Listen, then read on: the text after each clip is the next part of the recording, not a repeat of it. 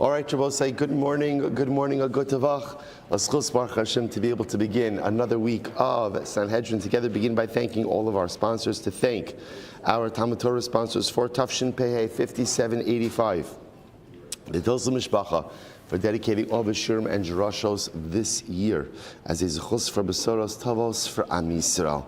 Our Talmud Torah sponsors for the month of Teves, Habal Leilun Latova, the Kelman family, in memory of Amit ben David Levi, Zichron Livracha, brother of Itai Levi, who was killed fighting in Gaza on the first night of Hanukkah. We hope that in the merit of our Talmud Torah, his neshama will have an aliyah, and his family in Nechama. And of course, we say Hodu Hashem Ki Tov Ki Olam Chasto for the return of 4 of our hostages. You know, as I mentioned last week, irrespective of what one feels about the particular deal, whether it's a good idea, not a good idea, leaving everything aside, the fact that Baruch Hashem, four precious neshamas are back home with their families. And we hope that Emir Hashem, our hostages will continue to come home. Our hostages will continue to be reunited with their mishpachos, with their family, with their people, with their land. It should be Zocha Emir Hashem to see all of them come home. Our holy soldiers should be successful. And indeed, it should be a lifetime of Besoros Tavos for Am Yisrael. Well, so with that, so let us begin. So we are picking up the new parak today, Emir Hashem, on Daf Mem. Great daf yesterday, incredible daf yesterday. So let's pick up with the new parak. Hayu Boltkin Oson B'Shevech Hakiros.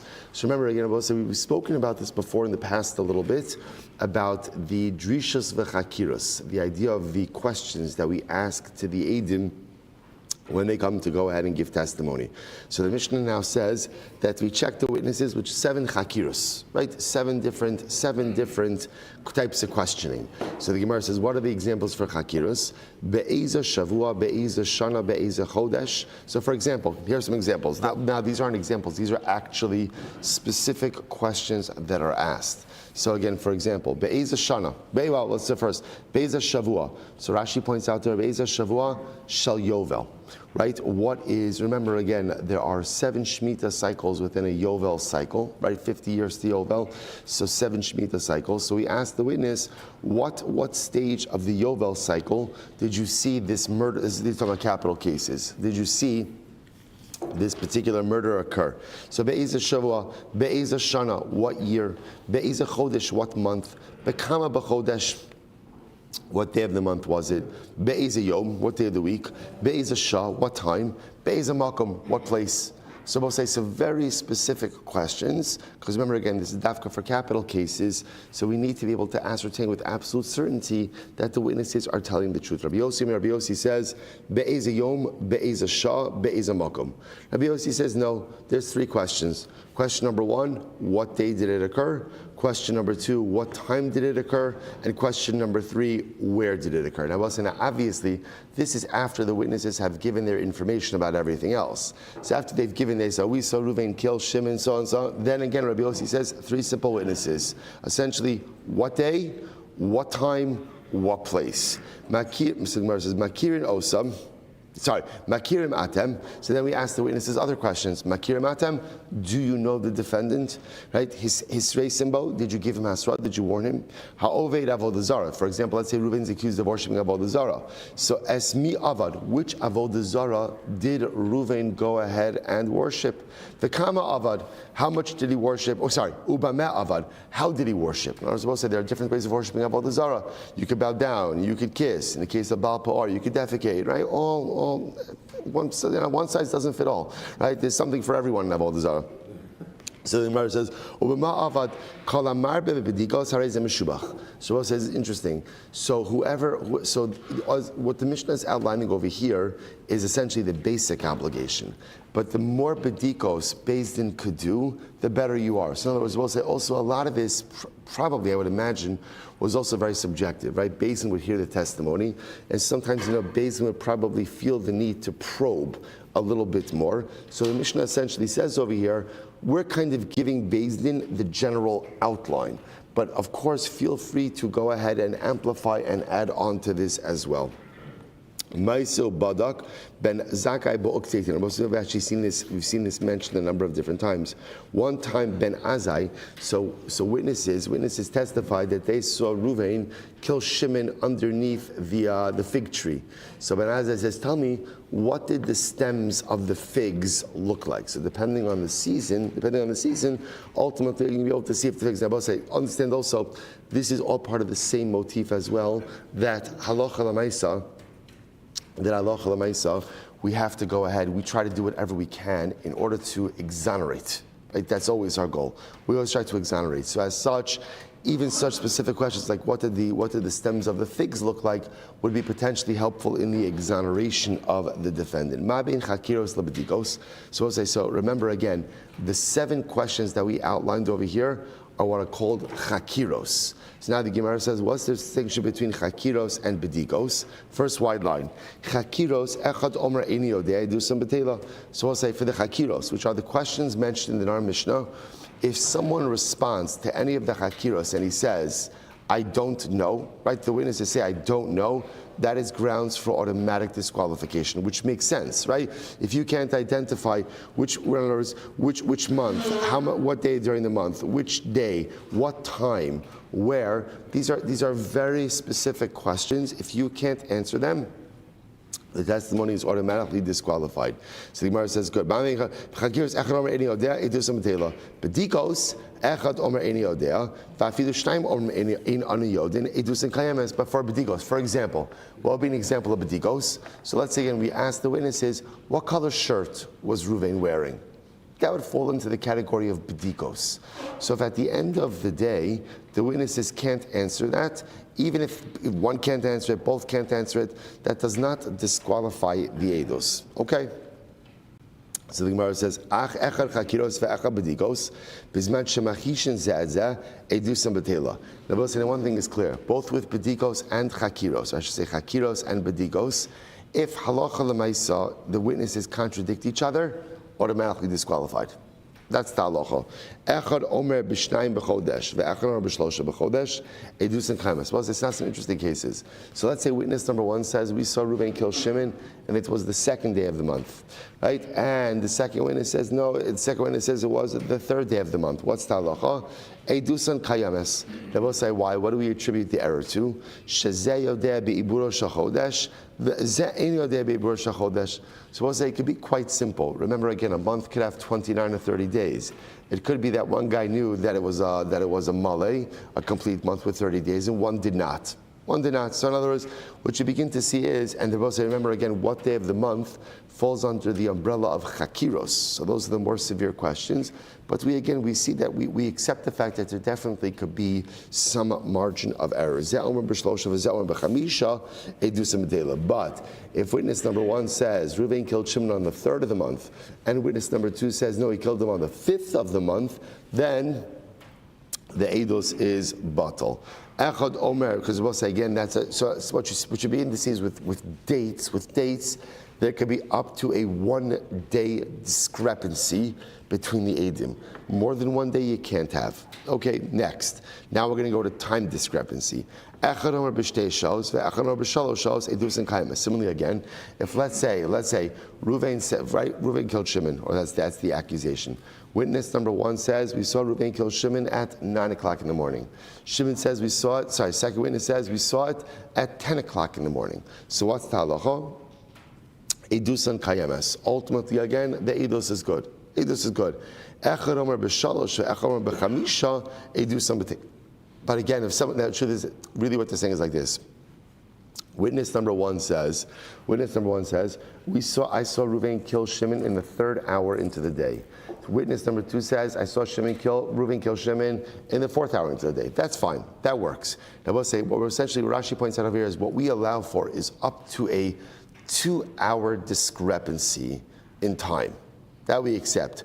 More than 2 hours, we cannot. So just understand, remember, when the Beis Din asks the witnesses, what time did you see this? They're actually not asking for an 8:15. What they're asking is a general hour of the day. So therefore, again, if there is up to a 2-hour discrepancy, the testimony could combine. More than a 2-hour discrepancy, testimony cannot combine. Rabbi Huda says, Kayames. Rabbi Huda says, no, halacha l'maaseh, even in a case where there is a more than 2-hour discrepancy, ultimately, again, you could still accept the testimony. And Rashi says over here, "Tekuli hai toy inshi." People make mistakes. Even more than 2 hours, people make mistakes. Now here's what's interesting. Echad omer b'chamish ve'echad omer b'sheva edusan b'tela. Now we'll say, now interestingly enough, even Rabbi Huda would agree that, let's say, if one witness says Reuven killed Shimon in the 5th hour, and the other witness says Reuven killed Shimon in the 7th hour, that ultimately, again, is irreconcilable. Why? Because remember, again, I will say, 5th hour is before noon, 7th hour is afternoon, and the sun is in two fundamentally different positions. So with that already, again, that is considered to be an irreconcilable contradiction. Okay, so the Gemara says as follows, right? Good. So that's we'll say. So all of this is how we go ahead and we cross-examine the witness. So that after we do all of this with the first witness, then we repeat the same process with the second witness. So again, if it turns out now, so now we've done our chakiros and our bedikos with the witnesses. So if it turns out now testimony is checked out, okay, now what do? What's the first thing we do in Beis Din with the capital case? Poschin b'schus. Remember what poschin b'schus means? Beis Din tells the defendant, don't worry. Reuven, if you didn't kill Shimon, you have absolutely nothing to worry about. That's the meaning of poschin b'schus.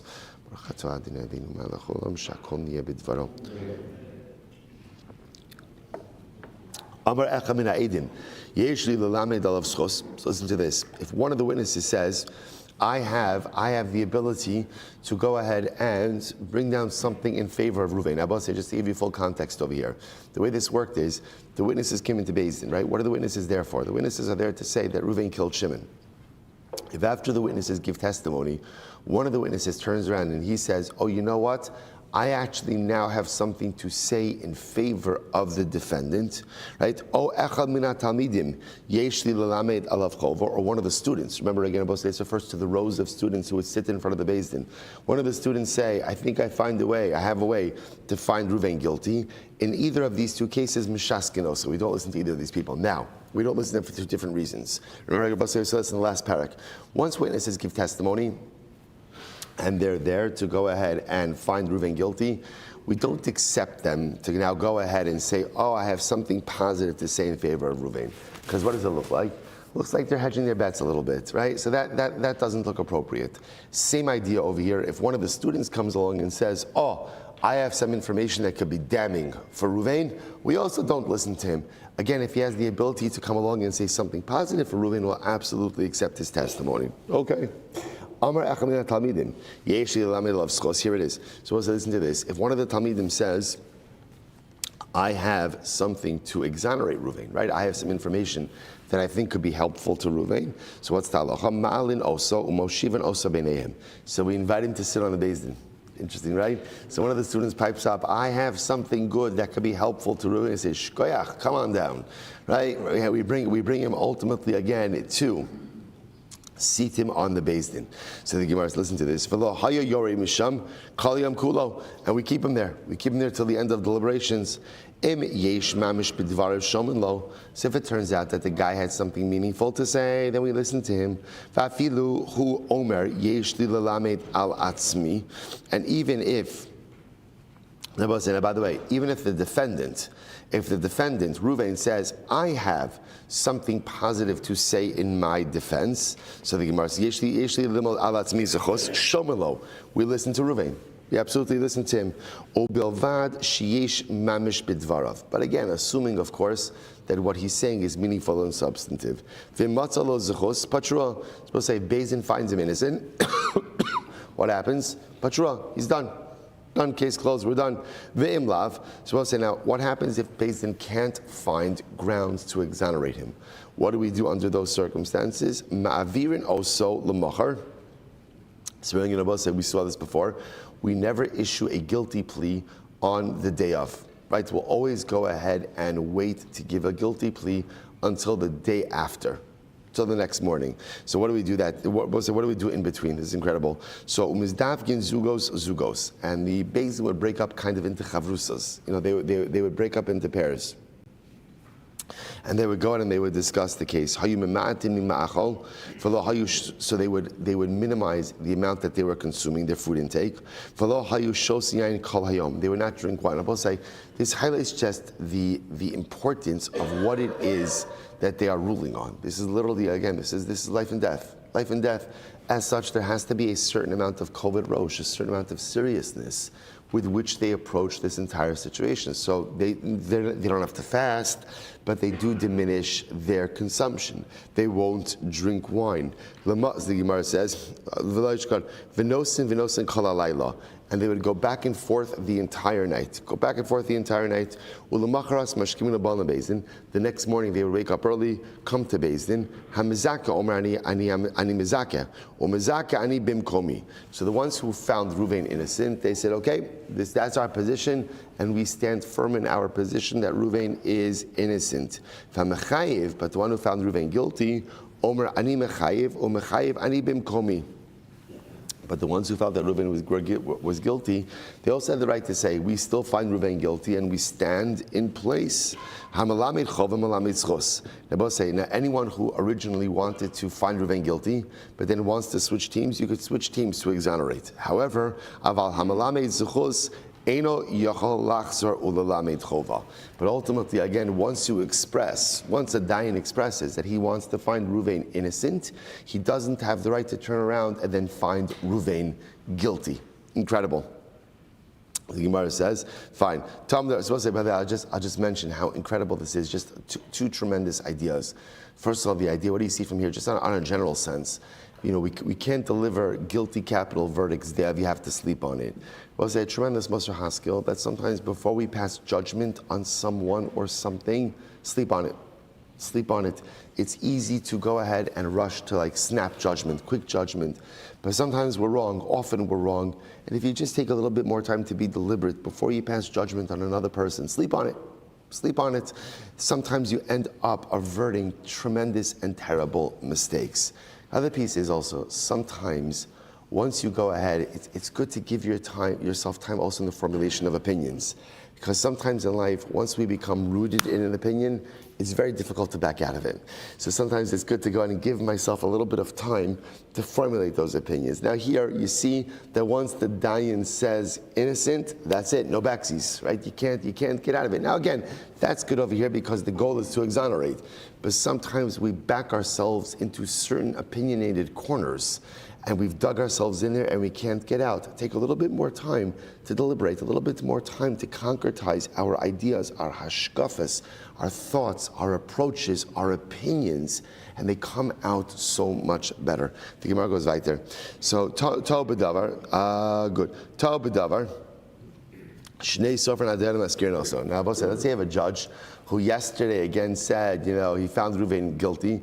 Today he's saying innocent or opposite. So don't worry about it because remember there are stenographers. We spoke about this before. Remember again, 3 stenographers, right? 1 to go ahead and record the opinions of the judges who exonerate, 1 to record the opinions of the judges who find guilty, and 1 to go ahead and record all of the opinions of all of the judges together. So Lamaisa, again, there are all of these stenographers. So the Gemara says, so if one of the dad makes a mistake, the stenographer will be there to remind him about his opinion. So the Gemara says, so we'll say, so once again, if we find the ability to exonerate, we exonerate and let Ruvain move on his way. And if not, omdim leminyan. So we count. So if 12 find innocent and 11, because remember there's a Beis Din of 23 right now, right? 12 find innocent and 11 find guilty, he's innocent. All you need to remember again for innocence is what? Simple majority. Simple majority of 1. However, what if 12 find guilty and 11 find innocent? So now I have a majority of 1 for a guilty verdict. And remember again, you need at least a majority of 2. Or even if there are 11 who exonerate and 11 who find guilty, right? And one says, I don't know. But remember again, we saw this before. What happens when a judge says, I don't know? What does I don't know? I don't know means you don't exist. I don't know means that you don't exist, at least in the Beis Din context, right? So we get him out of there.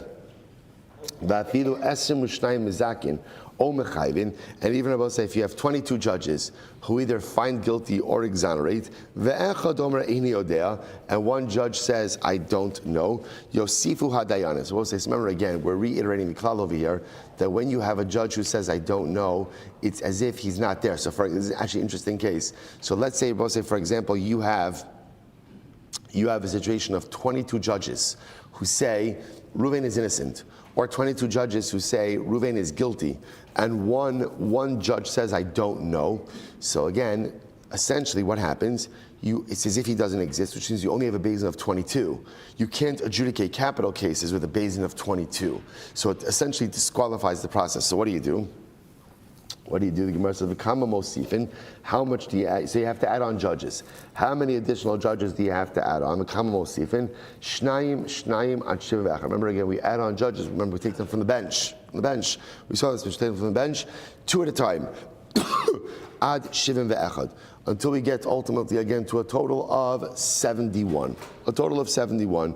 So the Gemara says, so ad shivim ve'echad, shloshim v'shishim ezakin, u'shloshim v'chamishim echayvin. So if you have 36 who go ahead and find him innocent, and 35 who find him guilty, Zakai, ultimately again, he's going to go ahead and be guilty. Shloshim v'shishim echayvin u'shloshim v'chamishim ezakin. But if you go ahead and you find 36 that find him guilty and 35 that find him innocent, done in elu kineged elu. So remember again, here's the issue. Once you get to 71, right? Once you get to 71, so that's it. Like we tapped out. So then. Remember, one of 2 things has to happen. Either you need to get to a majority of 2 in order to convict, or you need to get to a majority of 1 in order to exonerate. But at that point, interestingly enough, the group has to work it out, right? So in other words, from 23 to 71, you could keep adding on judges until we figure out what the final verdict is. Once you get to 71, that's the end. That's the end. And halacha l'maisa again, they have to figure it out until they get to a verdict. Incredible. All right, so let's analyze. So ask the Gemara, where do you know this from? Now what do you know what? So remember again, the Mishnah said that there are 7 chakiros. 7 chakiros. The Gemara says, how do you know that there are 7 chakiros? The Gemara actually seems to be looking like for a scriptural allusion to this. So the Gemara says, Damakra, because the pasuk says, V'darashta v'chakarta v'sha'alta hetev. Right? Va'omer v'gad lecha v'shamata v'darashta hetev va'amar v'darshu hashoftim hetev.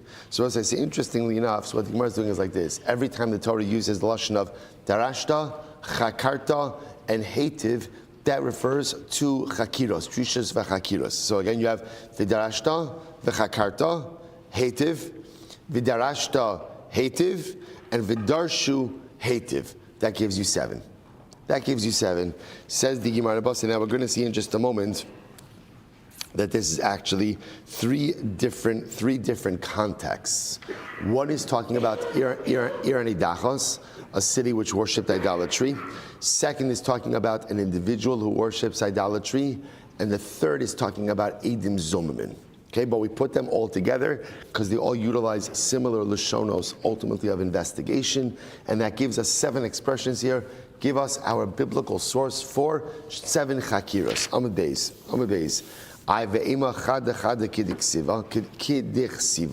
Maybe not. Maybe what it means, we'll say, how do you know to go ahead and combine all of these into one discussion? Maybe at the end of the day, what it actually means is what? Maybe each section has its own drishas v'chakiras, and each section has its own amount of drishas v'chakiras corresponding to the time that Rashi v'chakarta is written in that context.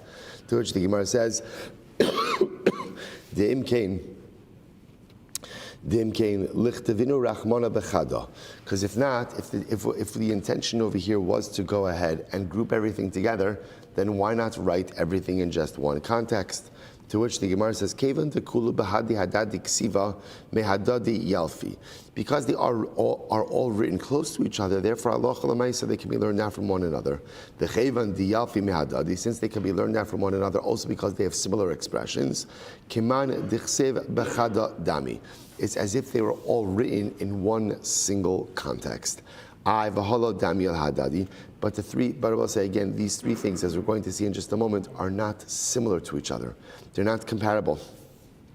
For example, Ir hanidachos lahanach tarti lo dami. For example, Ir hanidachos. Now remember again, Ir hanidachos is a city where the inhabitants worshipped idolatry. Everything is wiped out. So Ir hanidachos is not comparable. Why? Look, the Gemara says shekin mamonon palat. Because remember, by Ir hanidachos, everything is destroyed. People are wiped out, possessions are wiped out, everything is destroyed. So that's different. By a person, an individual worships Avodah Zarah, he may be executed, but his property is not destroyed. Eidim Zomamin, they get the reciprocal punishment, whatever that may be.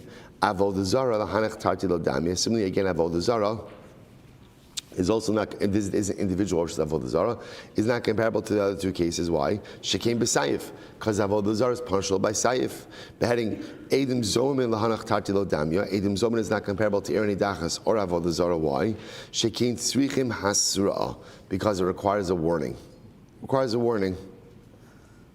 So the Gemara says, "Behetiv, hetiv yafinon me'adadi, ugzer shava mufna." The Gemara says, "You're right. It's gzer shava of hetiv, right? And ultimately, again, this is gzer shava mufna." But remember again, what does gzer shava mufna mean? Mufna means that the word itself is open because it's not used for any other limud. So the Gemara says, "De'ilo mufna ikal mifrach," because if the gzer shava was not mufna, if it wasn't open, you could ask the following question: Ikal mifrach, there could be a pircha. We'll see the pircha in just a moment. The Gemara says, "You're right. Loi, if nuyem the Gzer Shav is open. These words are not used for anything else, and therefore halacha l'maisa again, they are in fact fit for the drasha. Since the pasuk could have said that just v'darshu v'chakra, and that would have given you drishus v'chakirus, v'shani krab b'diburei behetiv, and the Torah goes out of its way to use lashon of hetiv. It says, right, darashta v'chakarta hetiv, thoroughly. You don't need that word hetiv. I don't need that. So therefore, again, shmamina lafnuye, that comes to show you ultimately again that the Torah is freeing up the other words for use for the gzera shava. But again, I will say that only tells me that the word is free on one side of the scriptural equation.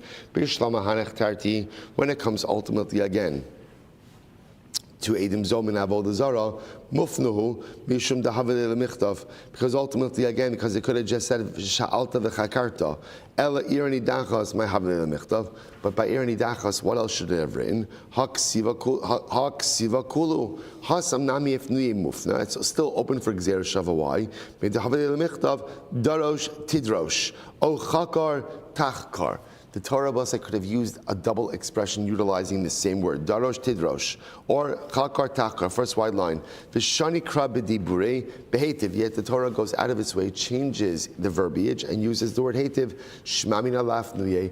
That extra word is there to free up the rest of the phrase, to be able to make the gzera shava. Okay, therefore Basai, essentially I have this three-way gzera shava between Irani Dachos, Avodah Zarah, and Eidim Zomamin. What that halachic triangle, right, what that triangle Gzera Shava does is allows me to pull all of those words and recognize that the expressions of Darashta, Chakarta, and Hetiv appear a total of 7 times. And that gives me again my biblical source for 7 chakiros. Incredible. Va'asu nechnokin, the Gemara says, Va'asu nechnokin, bekavachor miniskalin, u'minei ragin.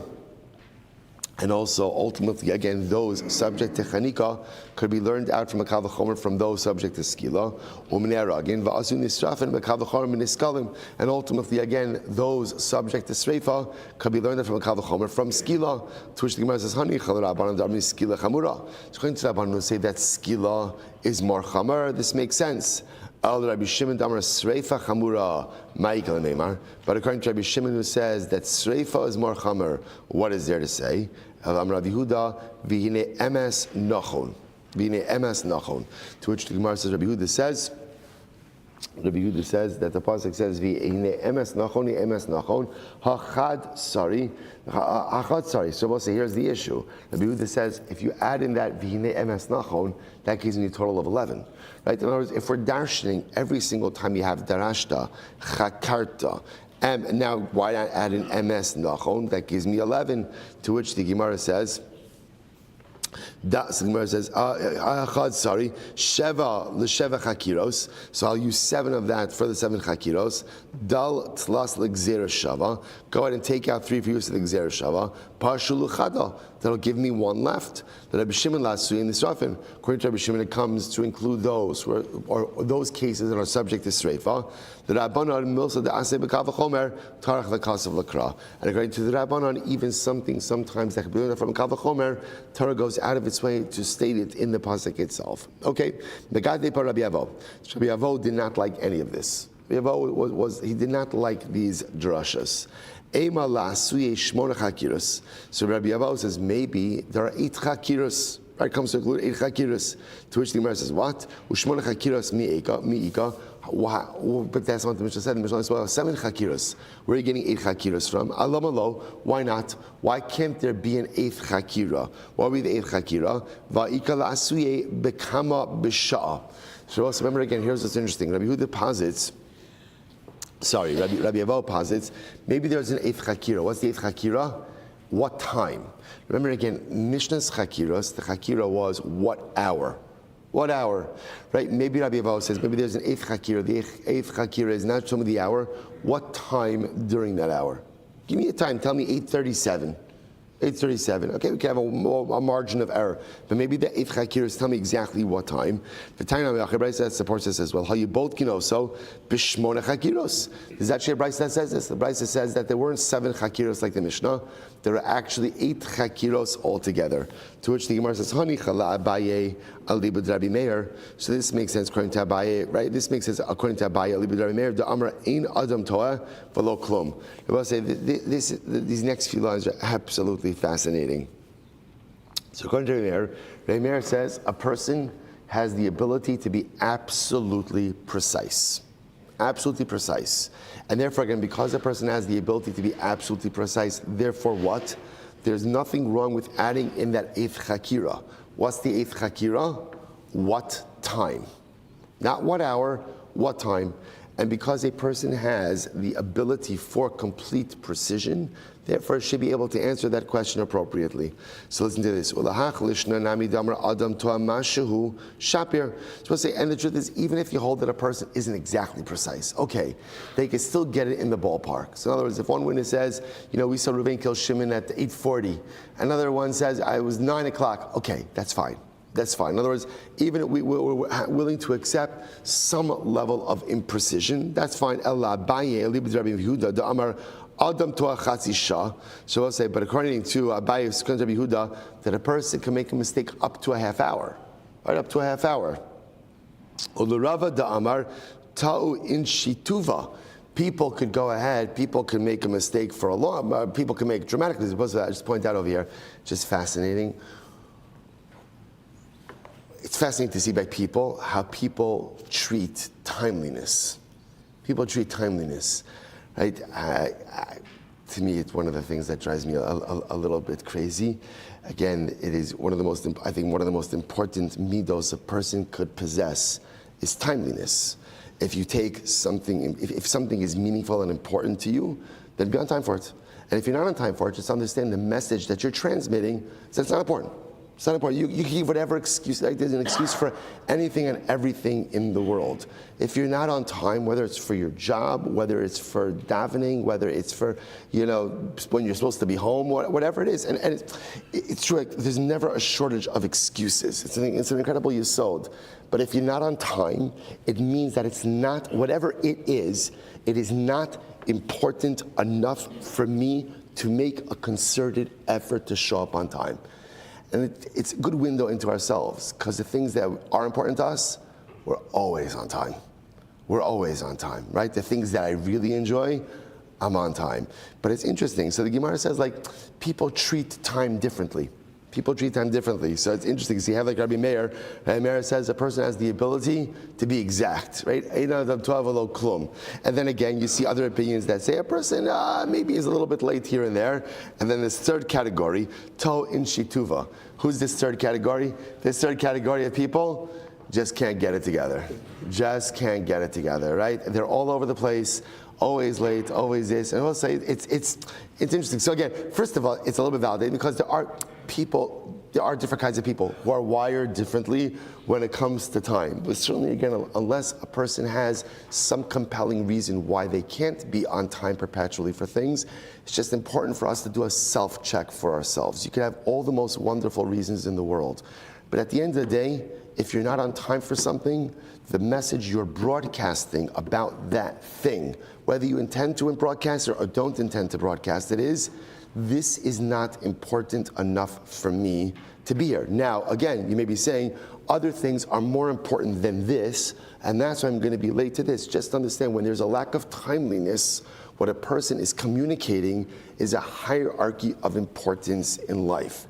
And it's important because sometimes these things happen. We don't realize the messages that we're kind of emoting to other people or giving off to other people. We don't even intend to do it, but Lamaisa, again, I'm still giving it off. But it's just interesting to see this range of people when it comes to timeliness. Okay, in any event, so we'll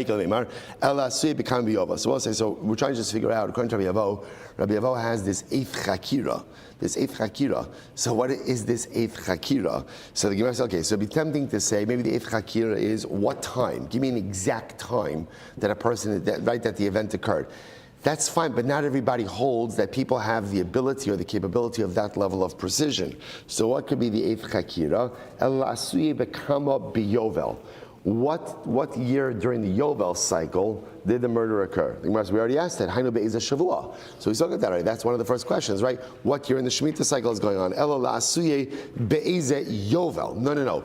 The question is, supposed to remember again, Yovelos are numbered, right? It's interesting. We'll say how it's all part of the same time motif, right? If you think about it, think about what the Yid counts. We count hours, right? We count minutes, right? The Gabe has a true appreciation from this, right? What's the molad? I don't know, whatever, right? Whatever, 4 minutes and 2 chalakim, after this. So we count, right? We count minutes, we count hours, we count days, we count weeks, we count months, we count years. We count years in a Shemitah cycle. We count Shemitah cycles in a Yovel, and we count Yovlos as well. We count every single unit of time. Because Rabbi say, what's interesting is it's this same lesson that keeps appearing over and over and over again. Time is the greatest resource, and therefore time management is the most important tool. That's why, again, going back to Friday's daf, we saw the accounting of Adam Arishon's day. Every hour was accounted for. Granted, not every hour was great, but every single hour was accounted for. The key to success in life is absolute, complete time management. Again, are we going to get down to the chalakim? Maybe if I knew what a chilek was, I'd be able to manage a little bit better, right? I don't know what the chalakim are, right? But okay, so maybe I'm not managing the minute to minute. That's probably, halavai, we should get to that level. But at least to manage the hours of life. Not to let the hours slip through our fingers into oblivion is the key to personalistic success. So maybe, again, the Gemara is suggesting, maybe the eighth chakira is what number Yovel are we up to? What number Yovel are we up to? Vidach, Kevan Damar Be'ezeh Shavua, Lo Bai Be'ezeh Yovel. The other opinion says, no. We don't need to know the number of Yovel. As long as the witnesses know what number year in the Shemitah cycle it is, that's more than enough. Shabbos say, so therefore, interestingly enough, so what's the takeaway from this?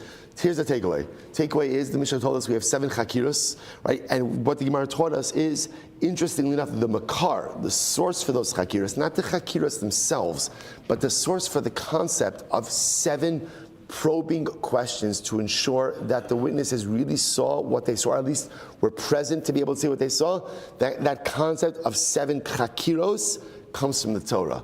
Where does it come? It comes from the conglomeration of Iranidachos, individual worships of Avodah Zarah, and Eidim Zomimim. Out of those 3 contexts, we have Darashta Chakarta Hetiv, Darashta Hetiv, Darshu Hetiv. There is an opinion that says that there's an eighth chakira. Halacha Maisa, we reject that opinion. We go with the 7 chakiras as espoused in our Mishnah that have their biblical source. Incredible. Let's go weiter. Says the Gemara. Rabbi Yossi says, and I remember Rabbi Yossi came along and said that you guys are getting too complicated. Rabbi Yossi says there are only 3 questions. What were the 3 questions? Eze Yom, what day did Reuven kill Shimon? Eze Sha'ah, what time did Reuven kill Shimon? And remember, I will say, whenever you see Sha'ah never means 8:45. What does Sha'ah mean? 8th hour of the day, 9th hour of the day, something like that. And Be'eza Makom. Be'eza Makom. What place? What place? That's Rabbi Yossi's 3 questions. So the Gemara says, good. Rabbi Yossi Omer, Tanya, Amar Rabbi Yossi Chachamim. L'Divreichem, listen to this. So Rabbi Yossi said to the Chachamim, according to you, Misha Bava Amar Emesh Hargu. So listen to this. Let's say witnesses show up, right? And witnesses say yesterday, right? So let's say it's Monday, right? Reuven shouldn't kill Shimon on Shabbos. He should wait till Sunday, right? So what happens? Witnesses show up on Monday, and they say yesterday, Reuven killed Shimon. And he says yesterday. Are we going to say Omer Lo, Be'ez Shavua, Be'ez Shana, Be'ez Chodesh, Bekama B'Chodesh? So we'll say, here's what's interesting. Rabbi Yossi's logic is like this.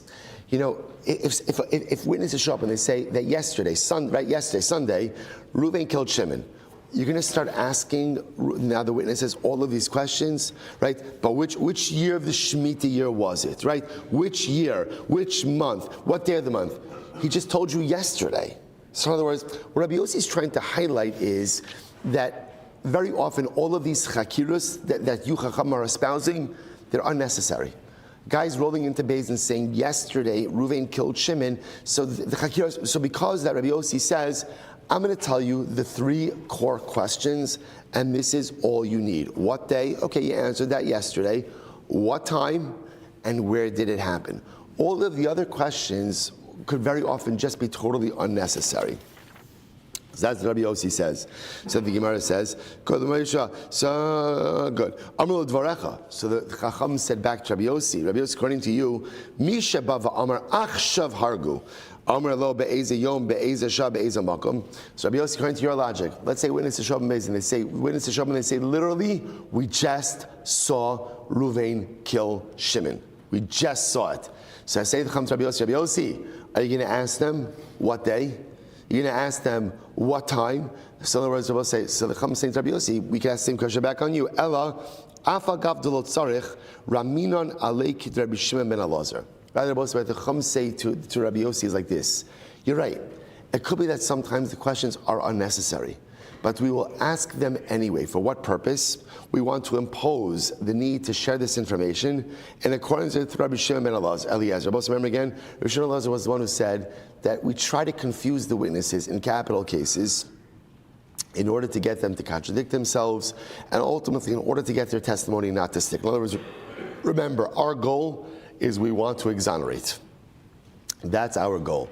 So therefore, again, the Chacham essentially say we fully recognize that there are times when all of these questions may be unnecessary, but we ask them anyway. We ask them anyway in an effort, first of all, to ensure that the witnesses are really telling the truth, and if it ends up that they trip over themselves with the information, then again, we're happy for that to occur as well. And the Gemara says, Rabbi Yossi says, Emesh hargu shchiach berov edjos. Achshav hargu lo shchiach berov edjos. Rabbi Yossi will respond, no. Rabbi Yossi will respond that witnesses coming in and saying that halacha l'maisa, Reuven killed Shimon yesterday, that's a common case. Witnesses coming into Beis Din and saying we just saw Reuven kill Shimon, that's not common. That's not common, and therefore, halacha l'maisa, again, we're not worried that is going to actually occur. All right, I will say, so bottom line, halacha l'maisa, we have this fundamental halachos Rabbi Yossi and the Chachamim. The Chachamim giving these 7 chakiras, which the Chachamim hold really have their source, midaraisa. Rabbi Yossi says 3 basic questions: what day, what time, what place. The Rambam Paskin is like the Chachamim, and therefore, halacha l'maisa, in capital cases, we employ these 7 questions, the 7 chakiras. Incredible. Right, we'll stop over here for today. Shkoyach, okay? Emir Hashem, an incredible week ahead of us. Yeah, shkoyach, everyone. Long dapim. All right. Chevron Zoom. Have a great day, everyone. Shkoyach.